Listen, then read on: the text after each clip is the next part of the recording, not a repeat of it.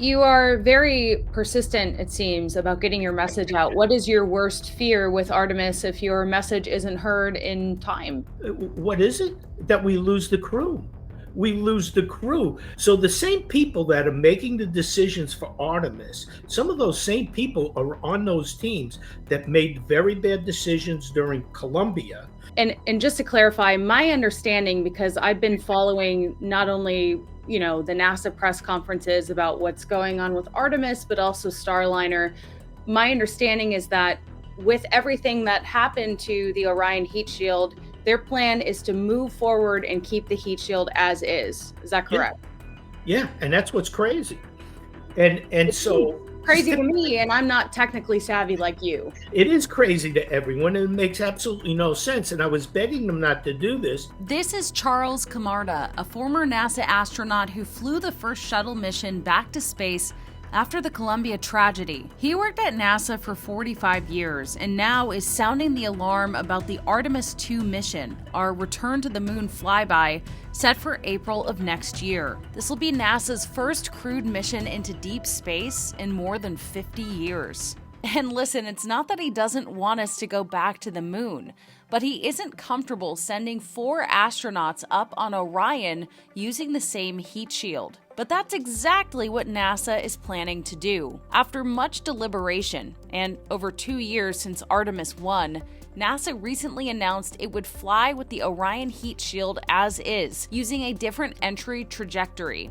But that heat shield and the unexpected problems on its return home after its uncrewed test during Artemis I are a big reason the program has been held up. Charles says NASA hasn't exactly been transparent about the issues, and he fears these astronauts will not be safe with the current design. But to understand the problems with NASA now, we have to look at the problems then, and how NASA as an organization has changed over the last 40 years. I flew STS-114 right after the Columbia accident. When we learned about the Columbia accident, I immediately saw some major problems with the culture at Johnson Space Center. And I saw major flaws with these behaviors that were very similar that happened during Challenger and Columbia. I saw them post-Columbia. Okay. When we flew, we had a near miss with a large piece of foam. And many people don't realize this, Ellie, right?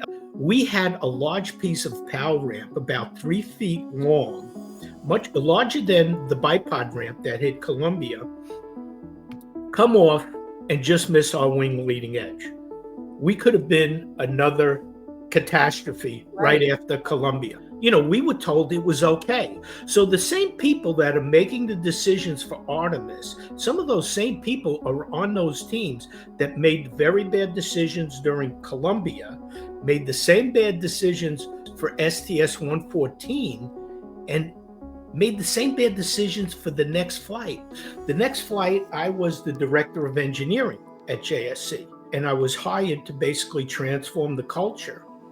And I had to stand up and go against the center director's recommendation to fly at the flight readiness review and say, you know what, we're not ready to fly. And I was immediately replaced 3 days later. Wow. This was like weeks before launch. And so the pieces of foam that came off on the next mission almost hit the wing leading edge. So we had 2 near misses. And Charles says those same decision makers were also involved with another anomaly he found when he transferred to the NASA Engineering and Safety Center. He says his attempts to alert management fell on deaf ears. And I try to alert the people to the fact that there was a critical problem on my wing leading edge, a big anomaly that caused large pieces of the coating to come off very, very easily. And people wanted to keep flying. And I was trying to stop them because I had to prove to my own organization that it was a critical anomaly. Right. And so in the first half of the book, I talk about, the scars that I encountered and the behaviors that I saw, people preventing me from getting access to the data to prove that this was a critical systemic problem. I wanted to present this before the book was published to the new administrator. And when I presented all these bad behaviors that I had seen after the Columbia accident, Right. Bill Nelson, Bob Cabana, Pam Melroy basically blew me off. They basically said, you know what? We don't believe you. And so I said, okay, I'm going to just write the book. And I'll just let the book speak for itself. I have tons of references. Right. Because I didn't quit NASA after I was reassigned. I stayed there trying to fix the problem. And so the second half of my book, Mission Out of Control, talks about how I would fix the problem and how I was trying to show NASA this is what we could do to change the culture to make it safer. And when they refused to listen, I basically retired in 2019. After NASA did not want to hear the story, after I spoke to Bill Nelson in November 2022, this is before SLS, right? So now I'm laying low. I'm watching the EFT-1 mission, and the heat shield came back okay, and it seemed like everything was going good. Then they had the Artemis I mission, and I noticed something very strange, right? I noticed that I'm reading the reports from the briefings that the folks in the program are giving to the press. I noticed that they say, the heat shield came back, but it ablated slightly differently, and it didn't compare with our computer simulation. And so that immediately raised red flags to me, Ellie, because I understood how the games were being played by these program managers. And so I immediately started searching the internet to see if I could see pictures of the heat shield. Right. Remember? Right. And so you saw me posting on LinkedIn, show us the pictures, NASA. Show us the pictures, right? And I kept bashing NASA for not showing the pictures. Well, I had seen some of the pictures. People were not allowed to share those pictures. NASA was covering it up. Oh, yeah. I got my hands on some of these pictures, and it confirmed that there was major problems with that heat shield. Remember? Which they didn't really release those pictures to the public until 2024, right? You got it. When did they release it? When they had the NASA OIG. Yes, I read that. And I bet you, I wonder if they were listening to me, right? Because in their report, May 1st, 2024, you're absolutely correct. The pictures came out, Ellie, right? And then everyone knew how bad it was. Then the story changed. Instead of eroded slightly differently, ablated slightly differently, now it's 100 large chunks coming off the bottom of the heat shield. This is the same bad behaviors that they showed and they basically follow for Columbia and Challenger and post Columbia are exactly these same bad behaviors, right? They made a critical decision right after EFT-1 to change the design of the heat shield. Did you see anything written up about why that change was made? No. Everything that I saw indicated that EFT-1 performed perfectly. No problem. There may have been some minor cracking in the honeycomb, but it was the Avcoat-filled honeycomb. But they made a decision to change it. And I have not seen anything written technically. What analysis was done? What did they see after that flight that caused them to change the design? They made a major design change. And a lot of people that know a little bit of something about TPS at NASA Ames and NASA Langley was saying, you know what, this is a terrible idea to change this design to a block Avcoat design. They were just making blocks of this, like, I don't know, maybe 100 or so blocks that they glue to the base of the heat shield, because the material, as it chars, there's nothing really to keep it from cracking and those cracks spreading. That's what the honeycomb did.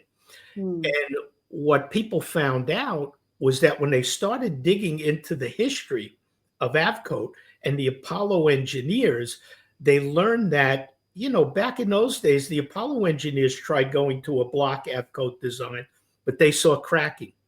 And so they decided to go to the Avcoat-filled honeycomb. And so they made this decision to change the design. And now they have a very bad design that has, and what you saw written up was that, well, it had plenty of margin. How do we know it had margin?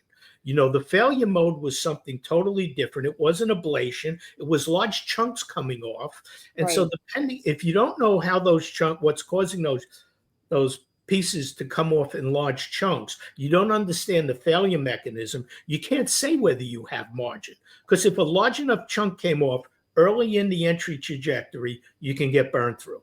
And it could be critical. And so what I'm saying is the culture is still broken. And almost every decision that the program has made regarding Artemis to date has been flawed. And just to clarify, my understanding, because I've been following not only, the NASA press conferences about what's going on with Artemis, but also Starliner. My understanding is that with everything that happened to the Orion heat shield, their plan is to move forward and keep the heat shield as is. Is that correct? Yeah, and that's what's crazy. And so Crazy to me, and I'm not technically savvy like you. It is crazy to everyone, and it makes absolutely no sense. And I was begging them not to do this. If they would have allowed me to, or other people, to create a totally independent team, they should have been looking at multiple different ideas. What NASA is doing is they made this bad decision. They're going to live with that, and they're going to push forward. And by kicking the can down the road and not looking at alternate ideas early enough, now you have this tremendous pressure that you shouldn't have. If we could have solved this problem a year and a half ago, the minute we saw EFT-1 landed, Artemis 1 landed December 5th, 2022. Orion has a titanium shell, and at its base, there are 186 blocks of a material called AVCoat individually attached to provide a protective layer that allows the spacecraft to survive the heating of atmospheric reentry. Returning from the moon, Orion encounters temperatures of up to 5,000 degrees Fahrenheit. A char layer that builds up on the outer skin of the AVCoat material is supposed to ablate or erode in a predictable manner during reentry. Instead, during Artemis 1, fragments fell off the heat shield and left cavities in the AVCoat material. 2 years ago, Ellie, we could have solved this problem, but NASA was covering it up. And what they wanted to do, they wanted to go with this idea and only look at that one idea. And so what they're trying to do now is spend all that time, and this is what they call it, creating flight rationale. Flight rationale is a story.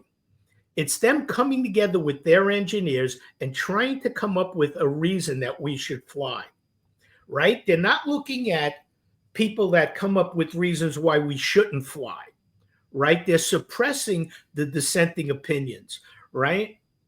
And so a lot of the people that are not allowed on those teams are the people that do not agree with that decision, the people that would be critical thinkers. And the people they have leading those teams, the flight directors from old shuttle days, the NESC leaders, these were some of the same people that did not understand we had a critical problem with Columbia. And they allowed us to use analysis that someone in high school would have said, this analysis is inappropriate. We should not be using this type of analysis. Yet they were able to convince people with this analysis that they called the Crater program, which really was a curve fit of 50 small impacts, foam impacts on shuttle tiles.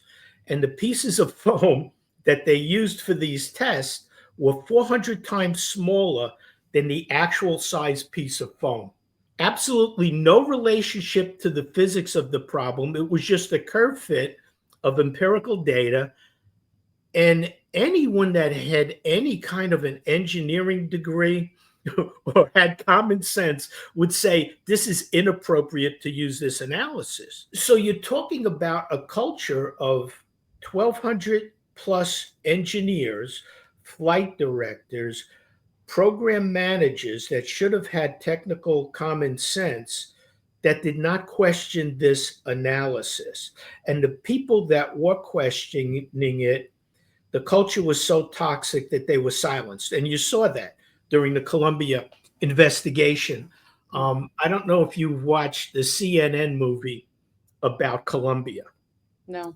Miles O'Brien was in it. You have to watch it. It's really It's really impactful because it shows a lot of the crew and their families, Right. and it showed some of the engineers that raised their hand, like Rodney Rocha, and then quickly sat back down when he was told, we're not gonna call the Air Force and take a picture of the wing.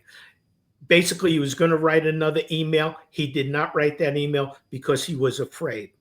Right.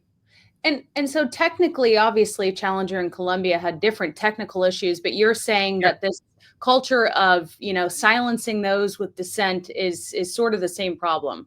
No, no, it's exactly the same problem. And so the lady that the reason why the people understood this was a cultural problem. That was the first time, really, that to my knowledge, in the history of accident investigations, that culture was raised as the primary problem, right there with the technical problem. Diane Vaughan spent 10 years of her life during her PhD dissertation looking at the Challenger launch decision. And when Columbia happened, Admiral Gaiman was very prescient, the leader of the Columbia accident investigation. He pulled Diane Vaughan in because you could map every one of those behaviors that she saw in Challenger were still there during Columbia. And you could make the map that they had the same cultural organizational problems was still there Oh my God. that were there during Challenger. They pulled Diane Vaughan in to help them. She made the recommendations, but they did not listen to her. And so if you read one of the papers that Diane Vaughan wrote after the Columbia accident, it's called NASA Revisited, right? It's a long paper that she wrote. And when you read her description of what happened, they had this meeting at Wye River outside of Washington with 40 top leaders from NASA. And Diane Vaughan was there, and several people. Sean O'Keefe was there. And the first thing Sean O'Keefe tells these 40 leaders at NASA is, you know what, the Columbia investigation just made their report, but you have to read that in detail and take everything with a grain of salt, because basically you can't believe everything that's in there, number one. But he also said we have to not comply with all their recommendations, but what we're legally required to comply with. And so he was saying basically they were going to do the minimum to satisfy the CABE recommendations. And oh, by the way, when Mike Griffin became administrator, NASA canceled the behavior sciences contract they had to study the culture at NASA. So they basically blew it off. But Ellie, this happens a lot. This is happening at Boeing right now because it's very difficult for engineers and left-brain people to understand, to use their right brain and believe that psychology, sociology, behavioral science are real sciences. Right. And so they don't understand it. And it takes a lot to understand this. That's why I spent 18 years of my life doing this. And that's why the second half of the book, I think I found solutions to how you solve this problem. Unfortunately, NASA is just as toxic as it ever was. People are afraid to speak up. People on the Artemis program are afraid to speak up. So I know Eric Berger. I'm sure you've read his writing. He's a longtime expert in the space field.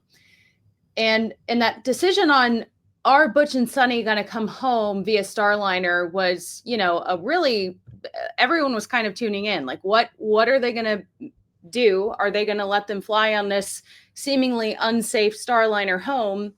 And, there was internal discussion and argument, it sounded like, that Eric talked about, within NASA.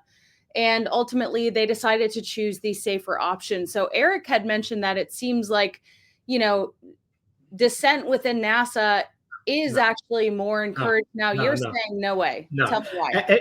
Eric, you have to understand, Eric doesn't understand the culture, and he doesn't understand, and God bless him, he's very sharp, and he very much understands what's happening at SpaceX, for instance. But you don't understand the culture unless you're living in it and studying it. I mean, Diane Vaughan took 10 years of her life as what she calls a historic ethnographer, somebody that studied the history from outside, reading transcripts, looking from the outside in. From everything that Everett Berger is looking at from the outside, it looks like they're having these tough discussions.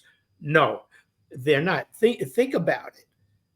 They made the decision. NASA engineers at Johnson Space Flight Center thought it was okay to fly that vehicle with helium leaks and thruster issues.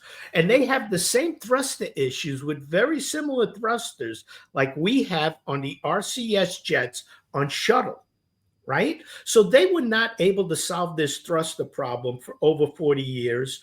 They should have really good propulsion people at NASA that should have been overseeing what was happening at Starliner, but they weren't. And engineering at Johnson Space Flight Center, the human space flight side of this, said it was okay to launch that vehicle. Now, they have a completely good option for them to fly back on, right? So it's a no-brainer, you would think, right? Well, let's just let Dragon Capsule come up and we'll use this opportunity to now fly Starliner back, maybe tweak the entry trajectory, do lots of other tests to really shake out whether we really understand the root cause of the thrusters and the helium leaks. But they didn't do that, right? They just let it come back and land, and everyone thought it was successful, but they had some electrical issues and they also had some thruster issues coming home with that vehicle. That vehicle was not safe for them to come home. They made the absolute right decision. But think about it.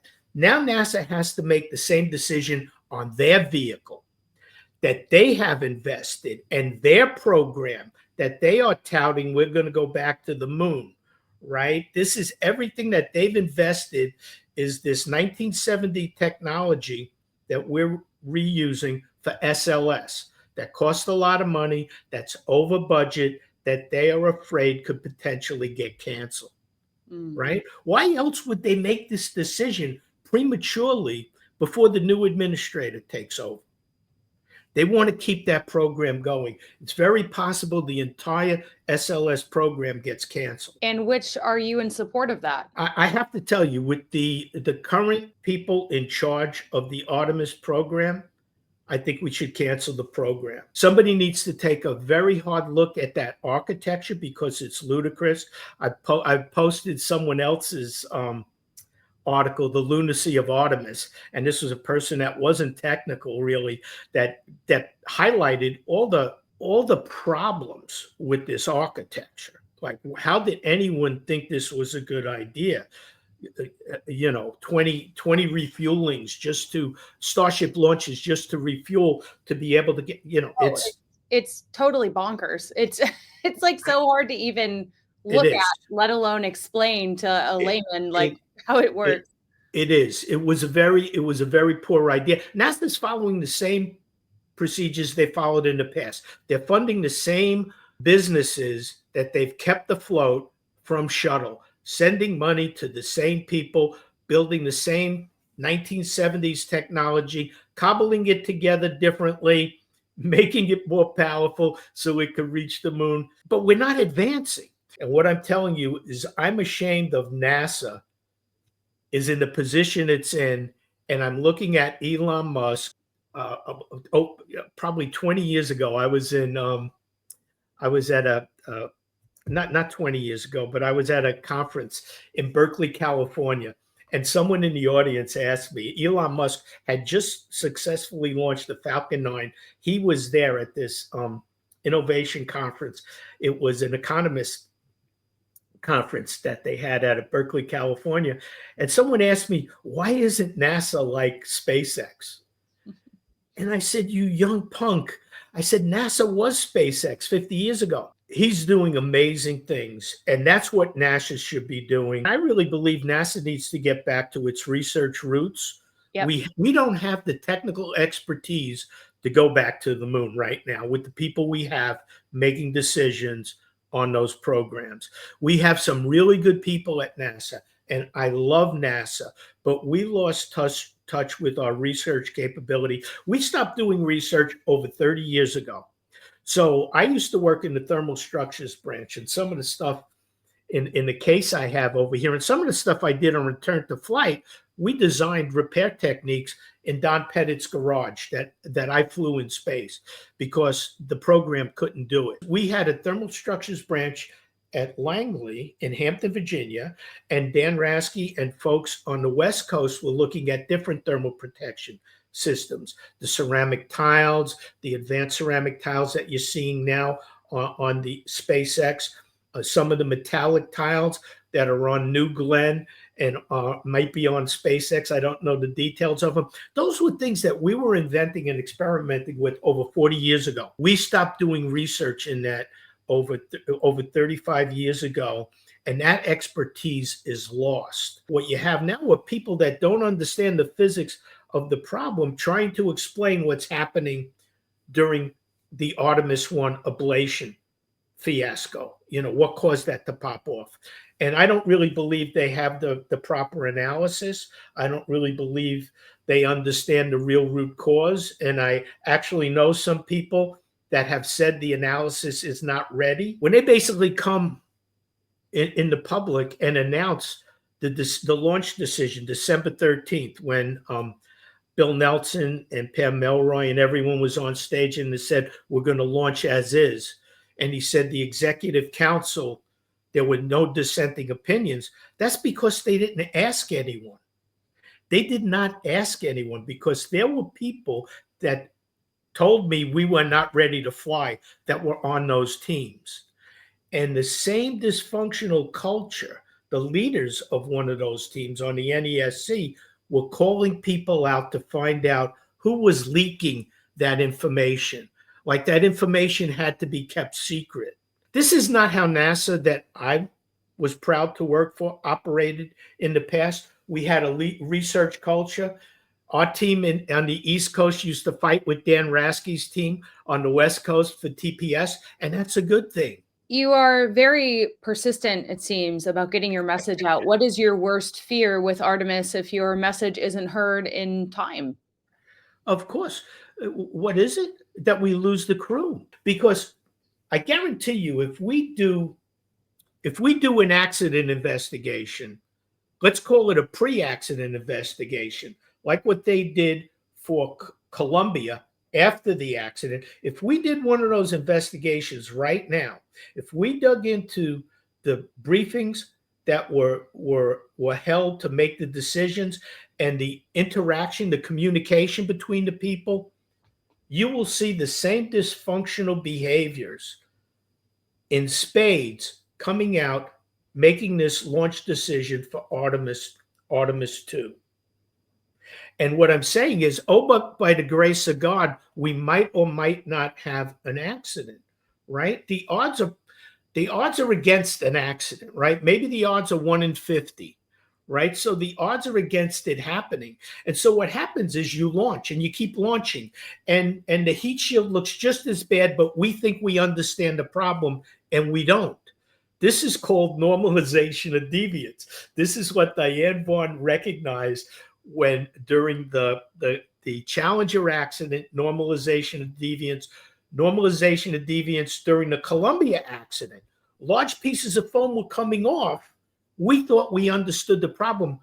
No one at Johnson Space Flight Center understood the effect that impact would have, those large pieces of foam would have if it hit the orbiter. And not one of them asked the question, and not one of them went to put together a team to solve the problem.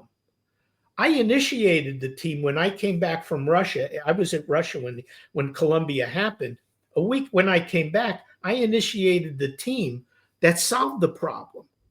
What's so sad is that NASA had the experts to solve the problem at Langley and at Glenn. And in 3 months' time, researchers were able to solve the problem that the engineers at Johnson Space Flight Center couldn't solve for 40 years. But they didn't know enough to put that team together. And the same problem with the NESC. They were incapable of putting together the right team to understand the anomaly on my wing leading edge. We flew 8 missions with 12 panels on all 3 vehicles that had critical defects. It wasn't until other people realized and came to my defense and said, what Charlie is saying is true. We need to change out these panels. And there's really no reason not to do that. If you have a defective tire on your car, you don't put your family in the car and take a trip across the country. You replace the tire. That's all we had to do with these wing panels. They had serious defects.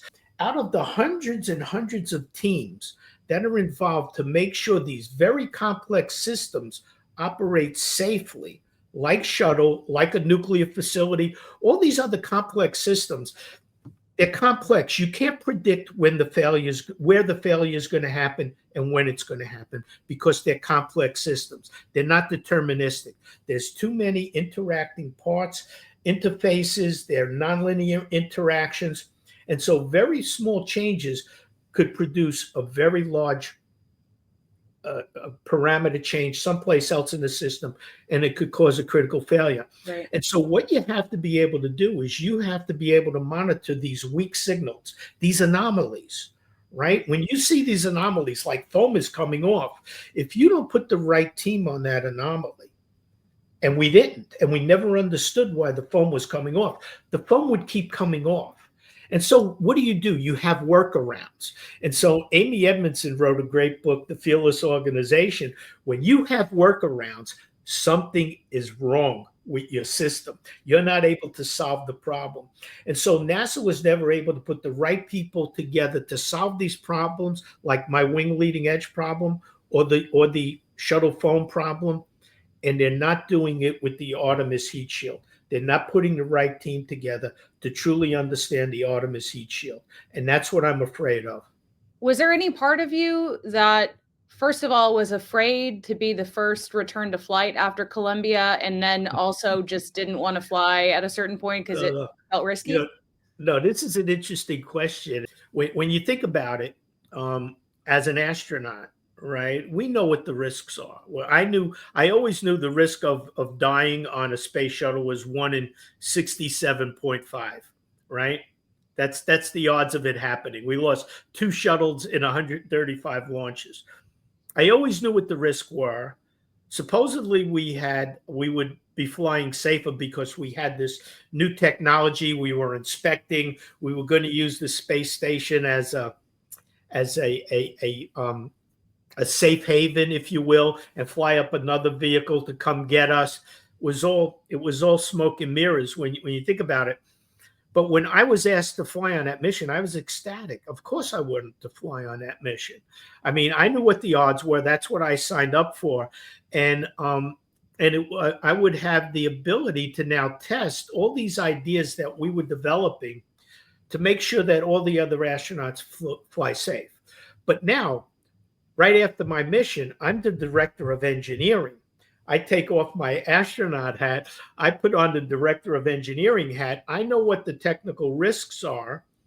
And what my advice to the astronaut office is, you know what, we shouldn't fly, but there's a fix for this. It might take several months, but we take these other pieces of foam off and you could fly safe. Or we change out these wing leading edge panels. And so I know how to put together these teams to solve these problems quickly so that the program managers don't have to tell you that they have, what, are we never going to fly again? That's the argument they make, and they pressure people to make the decisions. I also asked one of the people on the NESC team, would you fly on Artemis II? And the person said no. But Charlie, if I was an astronaut like Reed Weissman and I was in the office, I would fly on the vehicle. That's why you don't ask astronauts that are assigned to fly, are you ready to fly? You ask the head of the astronaut office, and the head of the astronaut office should be looking out for the safety of those astronauts and saying, you know what, this is, we will accept risk, but this is risk that is unnecessary. We don't have to accept this risk if we would have done these other things 2 years ago when really smart technical people were telling them that's what they should do. And so Ellie, why is NASA broken right now? Because you have program office here that has all the money, directs all the research dollars, tells everybody what to do, and they have so much more power than the engineering organization down here. Mm.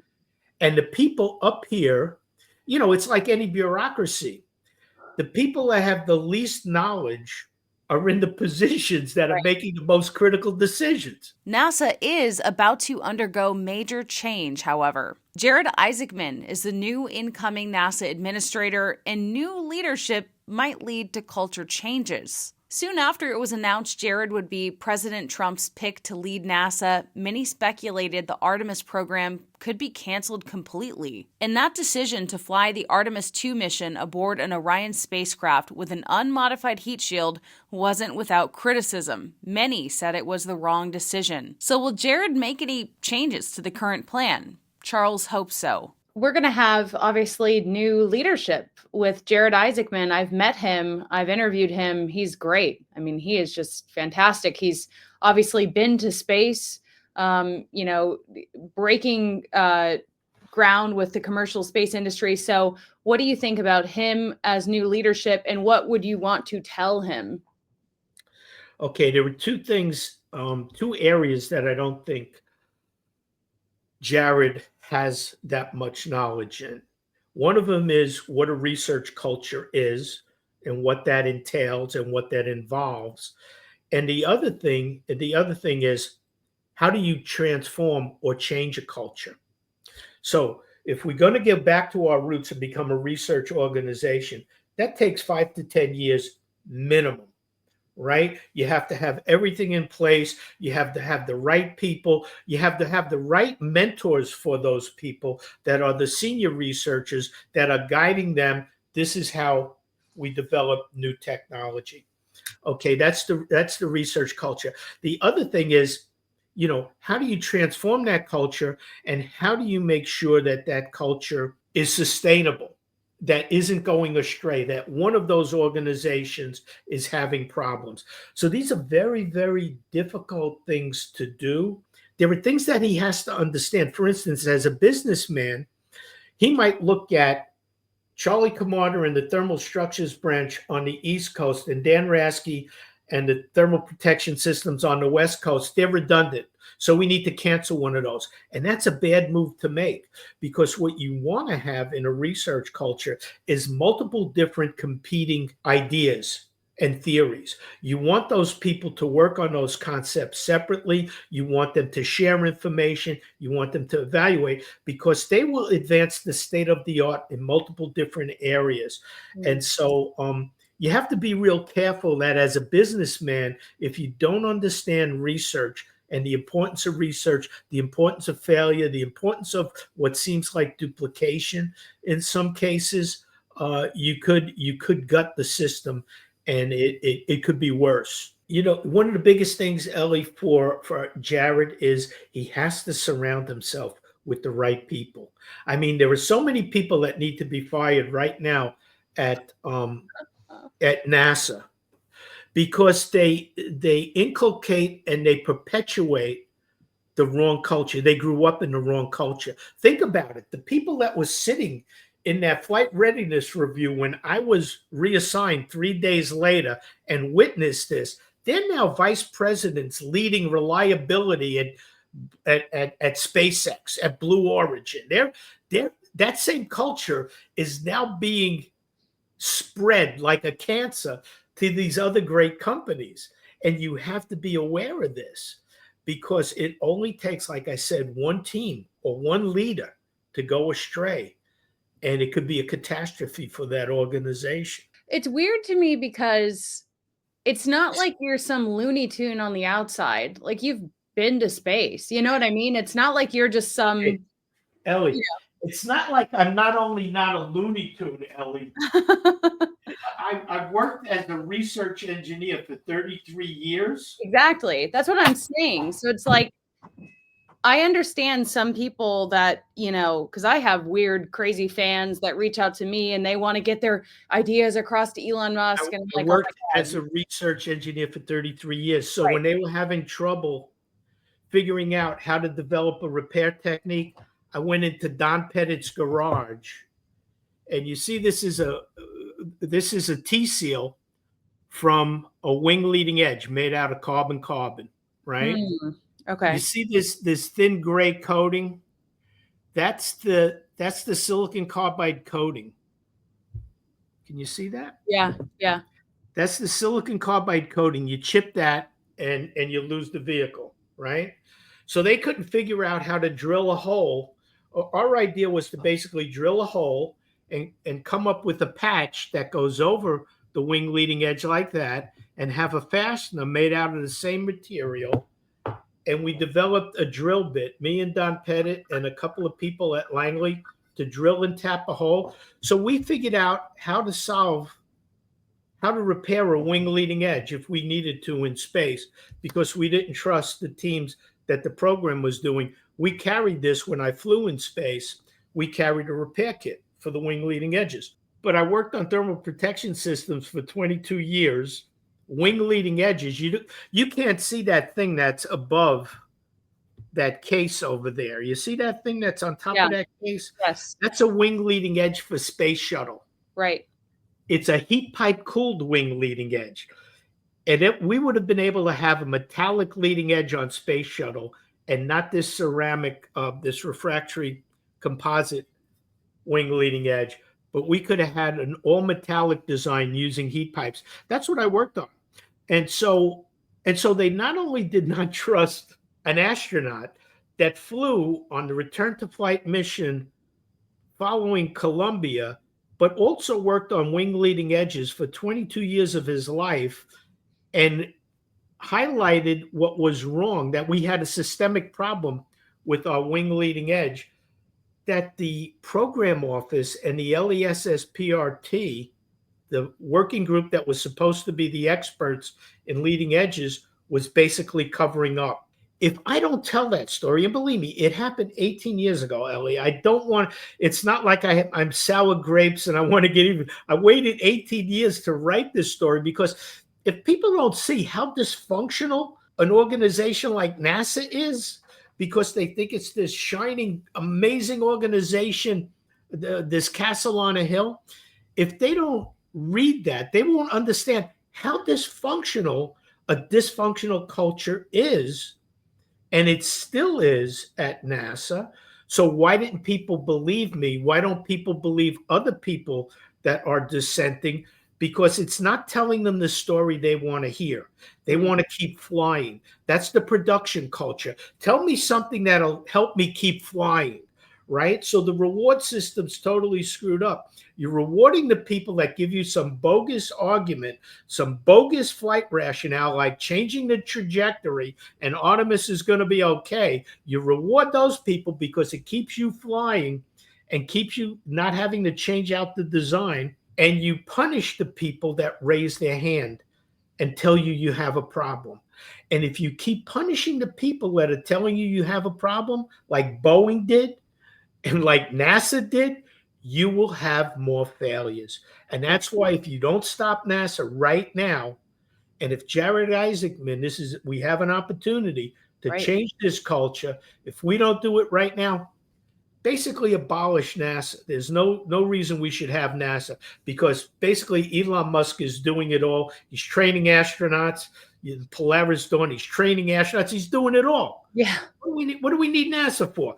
And you know what's also cool? On Starship, they're going to be testing like 3 or 4 different types of thermal protection systems. I saw that. He's taking out tiles. I just spoke to people. They're all retired old people like me, right?